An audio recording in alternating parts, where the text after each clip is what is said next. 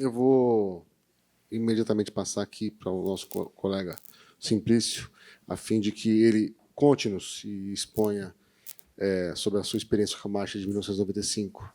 Então, bom dia para todos e todas. O meu nome é Simplício Arcanjo Rodrigues, moro ali no Quilombo Rio das Rãs, município de Bom Jesus da Lapa, Bahia. E quero dizer para vocês que depois de uma aula dessa aqui, eu que sou alguma coisa que eu falo é na prática, que eu não tive essa oportunidade de dominar a leitura, nem as redes sociais, nem nada. Às vezes faço o meu nome por gravura, né? Mas quero dizer para vocês que, juntado a Deus primeiramente, e também a esses tipos de pessoas que fala bem, fala tudo, mas a gente precisa de completar, porque, na verdade, existe uma fala que a prática com a teoria ela acaba se juntando e dá um resultado positivo. Pois é, tu nasci ali no Quilombo Rio das Rãs, houve um momento que teve um conflito de terra entre poceiro e fazendeiro, porque lá atrás falava que as pessoas que moravam em uma certa parte de terra, eles eram agregados. E dali na década de 80 passou a ser poceiro, né? E tinha essa fazenda que era conhecida da família Espina Teixeira, da qual aquele educador Anísio Teixeira, que saiu na Fibra do Dinheiro, que vocês bem conhecem aí pelos livros, se dizia as pessoas do grupo lá que era Espina Teixeira que fazia parte disso. E chegou um momento que eles chegaram para nós, eu vou contar um pouco começar por essa história para poder dar visibilidade, chegar a essa conclusão da marcha, né? Então, aí eles chegaram para nós e os nossos pais e disse ali na década de 80, vocês não podem mais colocar roça e nem caçar, nem pescar. Então, é o que o professor Edson falou aqui. Quer dizer, é parar de viver, de ter vida. Quer dizer, a gente, que naquele tempo era uma comunidade negra, era conhecido por um poceiro, o que vivia era aquilo, caçava, pescava, tinha suas culturas, de suas rezas, dos festejos de santos, né, chamado de santos e tal, e ali, quando falam, vocês não podem caçar nem pescar e nem fazer novas construções, também, que era fazer roça e fazer casa, né? Como é que ia continuar? Então, dá certo, como ele está dizendo, quer dizer, apagar essa memória que não dá para continuar. E a gente começou a dizer, não, se o meu filho vai nascer hoje, ou se eu vou casar, vai precisar de continuidade. E a gente começou a dizer, é um conflito entre nós, e por buscar conhecimento, porque na prática, porque a gente não tinha esse conhecimento da forma assim, da letra, e a gente foi à igreja, né, a Igreja Católica, e foi no ano que surgiu muito essa questão das pessoas, do conflito de terra. E aí surgiu o Sindicato dos Trabalhadores Rural também, né? E a gente foi procurando, e eles falaram, vocês terem que procurar esse direito no INCRA, para poder saber como é que faz, se desapropriar a terra para vocês e tal. E aí a gente começou a fazer isso. E aí teve um dos pessoal era um grupo, né, que se dizia dono, falou assim, não, nós vamos fazer o seguinte, nós vamos tirar uma parte da terra, que na época se dizia que tinha 60 mil hectares essa fazenda. E aí ele só criava boi, mas com pasto nativo, não tinha cerca, tinha alguns currais para prender o boi para ser vendido, mas não tinha cerca, não tinha pasto, mas como hoje, né, para poder executar tudo isso. Então, era desse jeito. E aí chegou o ponto de que a gente... Ele falou assim, vocês têm o direito. Por quê? Como vocês vão sair daqui para ir para onde? Lá na outra terra também tem o outro fazendeiro. Na cidade, a periferia, não tem como. A gente nem tinha conhecimento com alguém da cidade e tal. E aí surgiu que a gente começou a ver, não, vai, mas só que quando a gente saía de Bom Jesus da Lapa, da comarca de Bom Jesus da Lapa, para ir para Salvador, para outro lugar, quando chegava lá, um escritório que a gente ia, tinha gente dessa família, outro que ia, tinha gente dessa família. Então, o que fazia? A documentação que a gente fazia para levar para lá, buscando os nossos direitos, era engavetado. E aí, a gente ficou de pés e mãos atadas. E aí, na verdade, é onde que chega essa história. O conflito foi acirrando e o fazendeiro pegou essa área, dizem que vendeu para um grupo chamado Grupo Bial, do qual o Carlos Bonfim era o presidente dessa empresa. E aí o que eles fez? Botou muitas máquinas pesadas para destruir a mata, para desfazer, para plantar capim, uma parte plantar capim e outra parte plantar algodão. Então, foi um grande momento de um grande conflito de quando eles faziam. A primeira coisa que eles faziam, naquele momento, a gente não tinha criação chamada de boi, que não podia, porque no momento que, se a gente tinha um animal para dar montado, uma égua e tal, mas se ela parisse um burro, era trocado por um poldo, porque nós não podíamos. Burro era transporte de rico, na verdade, das pessoas. Não poderia ter um burro, porque mudava já a faixa etária quer dizer, era a diferença. Então, a gente podia andar montado a cavalo, podia andar montado de jumento, podia andar montado de égua, mas de burro não podia, porque era coisa de fazendeiro. Então, ali, quando surgiu aquilo ali, é o momento que a gente foi buscar conhecimento, e não sei, surgiu de um nada, Deus eliminou que... eles pegavam, matavam a nossa criação, que era porco, era bode, era galinha, outras coisas assim, e eles pegavam, matavam quando ia para o pasto deles, que eles plantaram, jogaram de avião, e aquilo ali até por cima das casas e tal. Aí teve pessoas que, quando eles jogavam muito veneno no algodão e também no pasto, e quando chegava um momento que o rio chovia, ia para o rio e a gente bebia aquela água, E aí, acabando que teve crianças que chegou a morrer envenenadas, inclusive um sobrinho meu, que era neto do André Lene, que era uma pessoa que era considerada, dava remédio para nós. Nesse tempo, ele era assim, considerado um curador e que dava remédio para a gente, nós não tinha acesso a médico e tal. E aí, morreu uns 3 meninos, assim, como bebendo água envenenada. E aí a gente procurou, foi no início que tinha surgido o IBAMA, o centro e tal, que cuida um pouco dessas questões, e a gente pegou começando a ser orientado para ir denunciar e tal, e aí chegou à conclusão que, através da igreja, a CPT, que é Comissão Pastoral da Terra, e se juntou ao companheiro chamado Valdélio, que é do Valdélio, de MNU Bahia, e, nesse momento, a gente acabando e fez uma ponte aí com esse povo da Bahia e de São Paulo, e no momento de Brasília, aqui é o Edson, a Regina Dami, que é a companheira dele, e também tinha outra, a Ivana, que era do MNU de Goiânia, e aí a gente foi se juntando.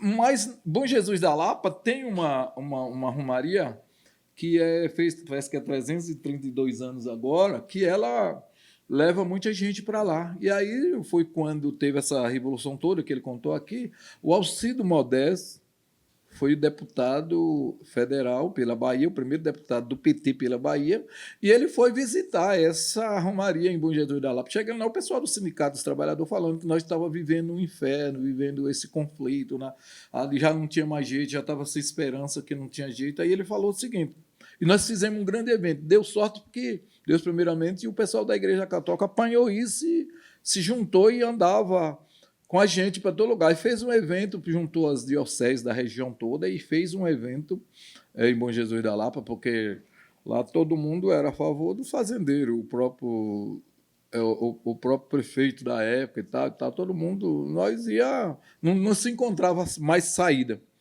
E ele foi lá, e lá teve esse evento esse dia, ele falou que queria ir até a comunidade, se fosse possível, para poder nos conhecer melhor, conversar, que ali dentro do momento que foi uma grande revolução das pessoas, mas ele não pôde. E aí ele foi, terminou o meio-dia, e ele foi para a comunidade mais nossa. Lá à tarde, ele almoçou e ele foi sentar debaixo de um pé de juazeiro e conversar com muita gente, e a gente com essa esperança de que, sei lá, deputado, a gente não tinha muito conhecimento com esse negócio, mas pelo menos é um nome que a gente via falar muito ali naquela questão da voz do Brasil, né? Ano por ano a gente ouvia, né? Essas questões assim. E aí ele chegou conversando com a gente e a plateia muito grande, tinha muita gente ali na esperança, sei lá, ou aquele dia era o último dia que não ia mais surgir mais nada, a gente tinha que largar para lá, ir para a periferia e tal. E aí ele conversando com a gente, ele falou assim, me veio uma coisa aqui na cabeça agora nesse momento, olhando para vocês aqui, quem sabe essa comunidade não ser um quilombo. Mas fala quilombo, né? Um quilombo, o que... Não sei o que veio a ser quilombo. Quilombo... Ele falou, não, é porque na Constituição Federal de 88 foi colocado ali que com uma comunidade que tivesse vestígio de um quilombo, dos ex-escravos, não teria mais direito de ser transferida ninguém daquela comunidade, mas sim ser documentado em nome de um mais velho ou de uma associação, de uma organização e tal, mas não pode ser mais emitido. E é o que ele queria, naquele momento, fazendo, ele queria tirar nós, se cansar nós, pegar nós pelo cansaço e tirar, e aí tirar. Como muitos fez na região. E aí nós falamos, não sabe o que é isso, quilômetro para nós falar quilometragem que mede um carro, a distância de légua e tal, né? Aí ele falou assim, não, é difícil, mas se torna fácil. Se vocês quiserem, eu vou... Lá no meu gabinete em Brasília tem 2 antropólogas, eu mando elas virem aqui, elas ficam aqui 2 dias ou 3 com vocês, e se elas fazerem um pré-trabalho aí e comprovar mais ou menos que tem vestígio de quilombo aqui, aí sim que a gente vai pedir à Fundação Cultural Palmaro para fazer um estudo e tal, fazer um laudo antropológico, concluir para saber se vocês são ou não. Ver tanto como que era difícil, como ele conta, né? E aí nós aceitamos aqui a ter veneno. Se vocês beber veneno, vai sarar essa ferida, nós vamos ter que... É obrigado e tal. E aí ele mandou. E, gente, aquele dia foi um dia 6 de janeiro. Foi como se nós já estava lá no fundo do poço, não tinha mais saída. E ali parece que surgiu uma luzinha lá no fundo do túnel, porque aquilo brilhou e continuou. A partir daquilo ali, tudo as coisas foram funcionando. E, de imediato, por essa função de se unificar e de vir conversar, o MNU ficou ligado à igreja, o Partido dos Trabalhadores Rurais, e chegou a essa conclusão da gente se aproximar de Valdélio e começar a chamar comunidade negra, que é da qual eu estava mostrando na foto, que foi ele que foi na minha comunidade, a primeira vez que estava no auge do conflito, e ele falou assim, Simplício, Rio da Rã agora não vai ser mais o encoberto Canaélio, vai ser visto pelo mundo, pelo Brasil e pelo mundo. E fez um cartaz bem parecido com esse e soltou esses cartazes, e aí foi começando a soltar essas informações. E aí a gente Eu consegui até a assinatura do Florestan. Isso. E aí a gente começou a participar dessa questão. Não, Florestan Fernandes. E quando a gente começou a sentir esse gosto de fazer esses trabalhos, e aí foi aí, sim, onde a gente entra nessa questão. Em 93, houve um primeiro encontro no CEAL, em Salvador, para falar sobre o negro para nós. Que negro para nós era do outro lado da contramão, como ele acabou de dizer. Falar de negro na nossa comunidade, na nossa região, era sofrer 2 vezes. Os nossos ancestrais, eles falavam assim, buscar mais aquilo, foi tanto sofrido, era sangue derramado, era não sei o quê. Então, isso é uma coisa apagada, como ele diz, era apagada mesmo. O que os brancos faziam era exatamente tentar apagar isso da maneira que fosse possível, mais rápido, e não se ouvir. Então, era isso que a gente ouvia. Mas aí, a gente começou, junto com o MNU, eles foram começando a dizer que nós aqui estamos, nós aqui tem que viver, nós não podemos parar, nós somos raiz de que veio da África, mas continua aqui, não pode voltar para lá mais, mas de qualquer maneira nós temos que buscar uma forma de se unificar para poder trabalhar. E a gente foi aprendendo aquilo ali, na prática, ouvindo, não no papel tão bonito como ele fala aqui, né? Jornalista, isso é muito bom, mas que bom que eles também me deram essa força. Naquele momento, tinha outra pessoa que representava a comunidade, mas a gente criou uma associação e eu fui para ser o presidente, tanto que eu sou o primeiro presidente na Bahia, quilombolas, né? Sou o primeiro presidente quilombola na Bahia, e a minha comunidade ela foi desapropriadas, que foi de uma maneira que ela não tinha cadeia acessória, e o INCRA falava que tinha que ter 10 anos, né, de cadeia acessória, a organização documentária para poder ser desapropriada e tal, e tal, e tal. Mas chegou à conclusão que, através dessas unificações, a gente foi desapropriado. Então, o que diz? Aí chegou nesse encontro, e para a gente lá era uma coisa toda estranha, mas a gente só falava, eles falavam já do negro, falavam dessa história que nós veio de lá e que nós somos sofridos, e aí começou a falar de Zumbi dos Palmares, que nós vimos falar de zumbi, assim, zumbi, alguém no ditado popular dizia assim, fulano virou zumbi. Porque disse que não era visto por qualquer... sim, nós falávamos, virou zumbi. Mas era só falava isso, mas o significado a gente não sabia. E aí, gente, chegou esse ponto de que a gente começou a conhecer. Teve pessoas que estavam lá, que era de um quilombo chamado Laje do Negro, no Tijuaçu, na Bahia. Ele falou assim, para nós, zumbi era em vez de ser um herói, era um inimigo. Vamos dizer assim, uma pessoa do lado contrário. E pediu perdão a partir daquele momento, e a gente seguiu isso. E quando isso foi em 93, e ali em seguida a gente saiu com a ideia exatamente orientado por o Valdélio Santos Silva, e que a gente ia se juntar e ia conhecer muita gente naquele momento, e para poder as coisas andar. E a gente fez isso. A gente começou a conversar com esse pessoal do MNU que eu falei aí, e foi criada essa proposta de que tinha que ter uma marcha Zumbi dos Palmares, e ia se aproximar mais, e que era 300 anos de imortalidade dele. E aí a gente também dizia assim, e aí, se o quilombo está chegando, se foi colocado ali na Constituição em 88, por que não seria uma forma também de trabalho paralela a questão do quilombo, do aquilombar no Brasil? E aí foi se juntando. Então, junto com a esposa dele, com ele, com outras pessoas que eram do MNU, a gente começou a trabalhar que dentro desse evento, que é da Marcha Zumbi dos Palmares, que ele falou tanto aqui, a gente incluiu também que a gente iria fazer também o primeiro encontro nacional de comunidade negra rurais quilombola, e entregar um documento paralelo a essa carta de Zumbi dos Palmares, 300 anos de mortalidade de Zumbi dos Palmares. E a gente passou 6 meses fazendo todo esse preparo. E ali naquele preparo eles falavam tanto dessa programação que ele falou aqui, tanto, então eu participei na prática, né, o Vini, porque estava junto com eles, participaram dessa organização da Marcha Zumbi dos Palmares e, paralelamente, a gente fazendo também a questão da organização quilombola no Brasil, que foi de 88 para cá, que foi essa fala, que foi essa negociação.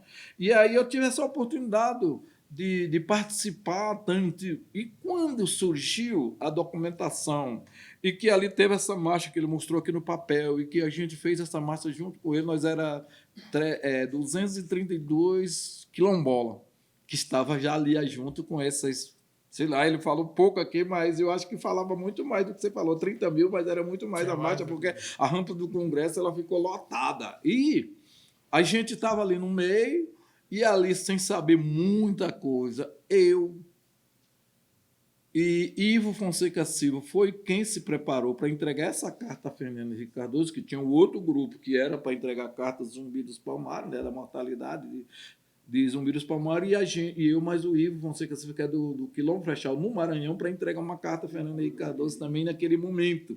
E isso aconteceu, que a gente entregou essa carta junto com a outra, paralela à outra, e aí surgiu que, hoje, para vocês que estudam, sabe, que deu um avanço muito grande na questão da negritude e também na questão quilombola, que são a maneira que ele falou assim, que a Princesa Isabel não deu como é que chama, a carteira, mas também não deu facilidade, nem possibilidade de plantar na meia e tal, para poder se viver. Foi assim, você está liberto e acabou. E pegou os italianos e outros, e trouxe e colocou no lugar e pronto. E vocês que morram da maneira que for.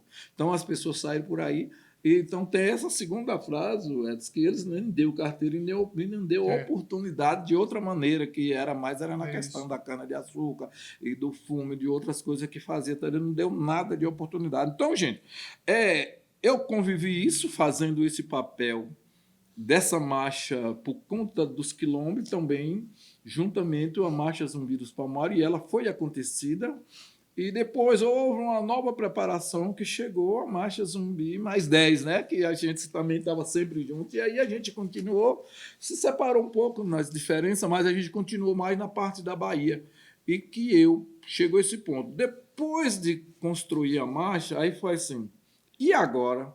Nós estava em 8 estados representados. Eu sei que tinha Piauí, Bahia, Pernambuco,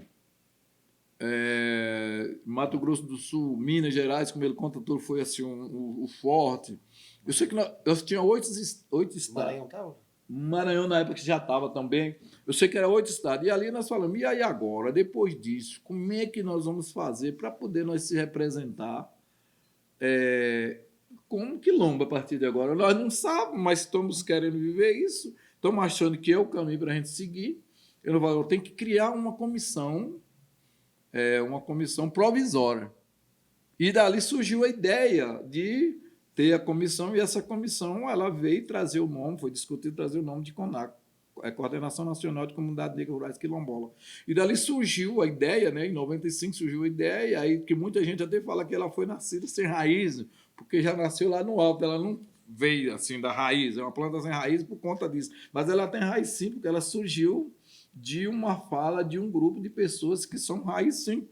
E aí criou essa comissão, a gente se organizou, fez mais ou menos o formato bem bolado dessa comissão e ela foi criada. Eu tive, assim, fui agraciado de ela ser criada em Bom Jesus da Lapa, por conta do Quilombo Rio das Rãs.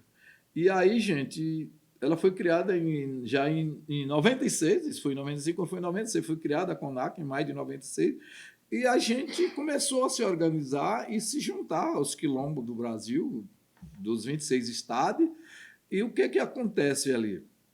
A gente se juntou e foi discutindo, trazendo ideia. E eu fiquei representando a Bahia sem ter muita... Só com a vontade e a necessidade, porque não tinha assim, muito conhecimento, nem nada, mas a gente ficou na prática e a gente começou a estar ligado a esses povos que era do MNU, e a gente foi, a igreja sempre também dando apoio a gente, e a gente chegou a essa conclusão de criar a CONAC, e hoje ela está aí. Eu fiquei por 14 anos viajando por alguns estados, também naquele tempo não era desse jeito, que vai de avião, e que para poder, eu estou tendo uma maior dificuldade de vir até aqui para falar sobre isso, porque agora chega até no elevador, tem que ser a base de cartão, tem que ser tudo isso para mim, não, né? Até o pessoal que falaram para mim vir, não sei o que, você compra isso, você dá o cartão. Eu falei, cartão para mim, naquele tempo que a gente viajava muito, que tinha o negócio do orelhão, o cartão que a gente usa é aquele de orelhão, agora esse cartão lá, se para comer e beber através do cartão, isso não passa. Mas mesmo assim, eu sou teimoso, porque vem de verdade, gostei de aprender essa questão, e tô aí, fiquei por 14 anos na CONAC, gente.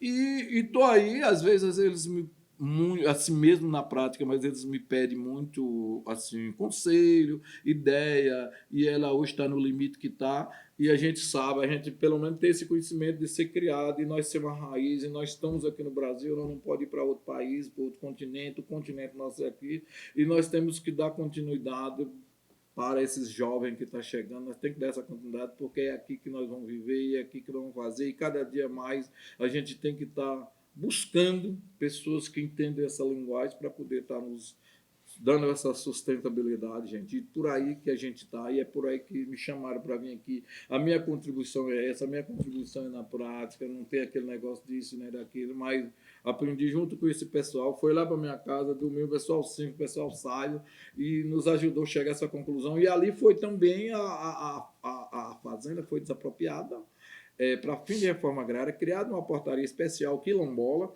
e nós foi beneficiado com as questões dos benefícios sociais, né?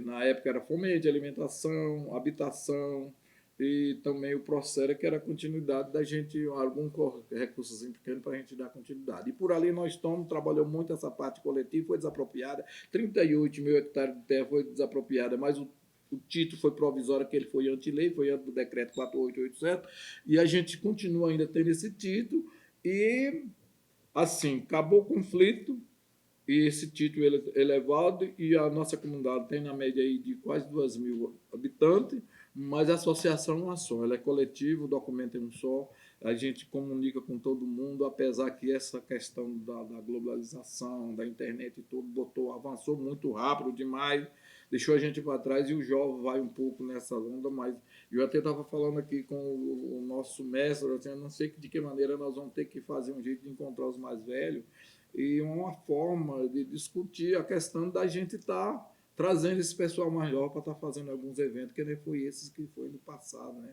Que a gente não sabia, e a gente trouxe até aqui. E agora vocês que são jovens, estou vendo ali uns pessoal tão jovem, é que pega essa carga e vai levando para frente, porque o que eu tenho de contribuição é essa. Se você quiser se procurar de alguma coisa específica, estou aqui à vontade, então...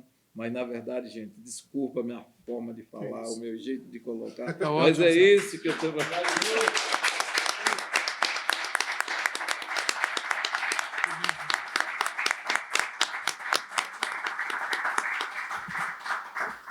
Professor Simplício Rodrigues e professor Edson Cardoso, né? Não vamos, não sejamos. Eu acho que